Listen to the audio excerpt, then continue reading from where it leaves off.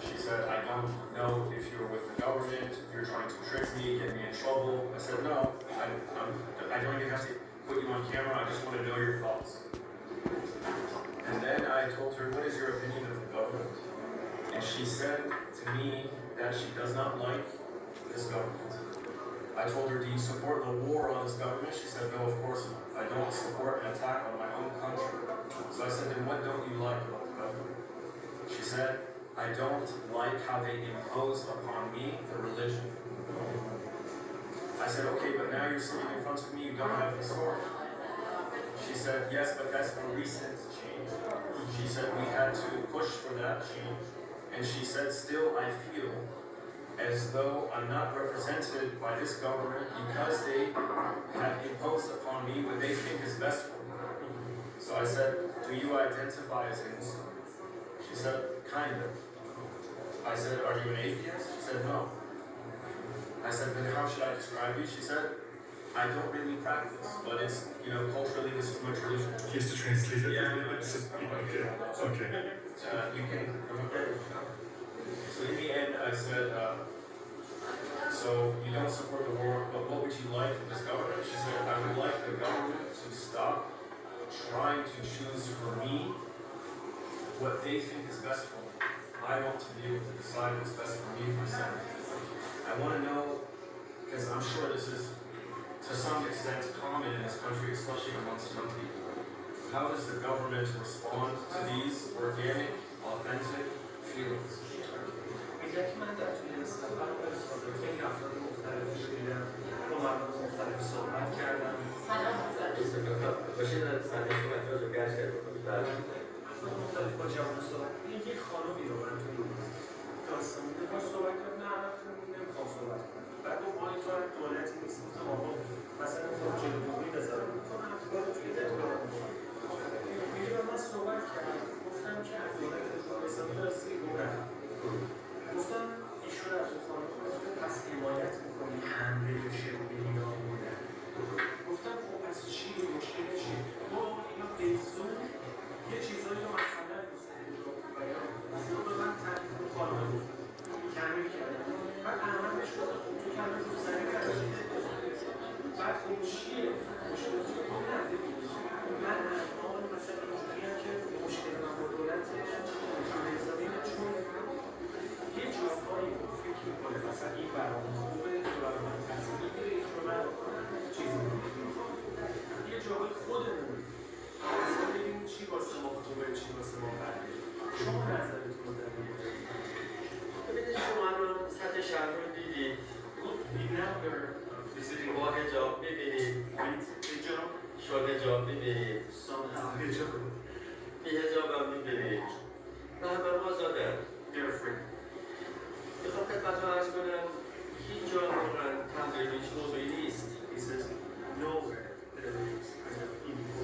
من عرضم رو توی مسیر خدمتتون گفتم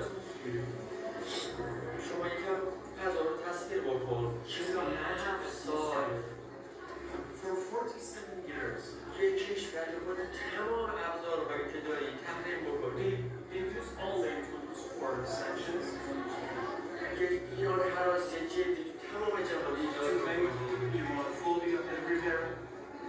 اینطور مردمی که به این خوبی هستن رو بیرون تروریسم معرفی And بکنی they introduce our youth people as terrorists. اتمسفر رو برای بلند اینها بسیج بکنی And they are trying to unite atmosphere against our people. میلیارد دلار پول هم هستش کنی شبکه‌های تلویزیونی مختلف Different media چه اون channels زبان آماده بکنی to prepare some kind of propaganda. و اون کشور رو تصدیق بکنی And they're trying to kind of destroy that country. Defame that country. مثلا جمهورایی هم هستن بعضی شبکه‌ها رو می‌بینن Some of our young people are watching these TV channels.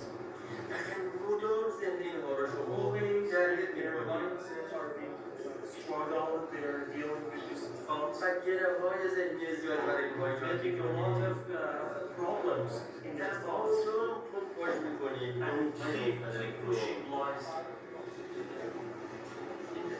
بعضا بیشتر یه همچین چیزها رو باز عرض می‌کنم من چون صادقانه میگم شاید من به عنوان استاندار یه کار اجرایی باید بکنم بهتر انجام بدم که انجام ندم کما که تمام تلاشمو میکنم ولی میخوام بگم که این نیست که خدای ناکرده این چیزی که شما فرمودید ما بخوایم به این عزا چیز رو یه نکته رو تحمیل بکنیم Not at all. We will not impose anything. Not at all. شما خودتون میدونید بالاخره تمام کشورها اختلاف نسلی هست. So generation gap exists in all countries. تمام کشورها نسل آلفا و زد فوق‌العاده اعتقادشون با گذشتگان متفاوته. خودتون فکر کنم حتی تو تربیت فرزندانتون فرزندان In upbringing of your children, you may see this. کنسری با متعدده. Tastes are different. ولی اینکه واقعا تو کشور ما میبینید The things you see here, همه تلاششون رو دارن میکنن everyone is trying همه همتشون رو دارن میکنن to do their best. من اسم میارم کشورهایی رو داشتیم چه بزرگ I do not say حتی در عرض چند سال محدود تحریم شدن با مشکل مواجه شدن They were imposed, sanctions were imposed on them in very limited period of time, short, but they faced problems. شاکله یا که نشون هم The نمیده structure destroyed in their ما country. چرا 7 سال تحریم For 47 years we have been sanctioned. But that's a serious شما problem. الان این میدان The شبیهش بسیار تو اصفهان داریم we have a lot of structures like this one. 22,000 جاذبه تاریخی تو اصفهان داریم 20,000 tourist attractions and historical attractions they have here. کل این کشورهایی که با درگیر هستن و تاریخش رو جمع کنیم And they're trying to counter us.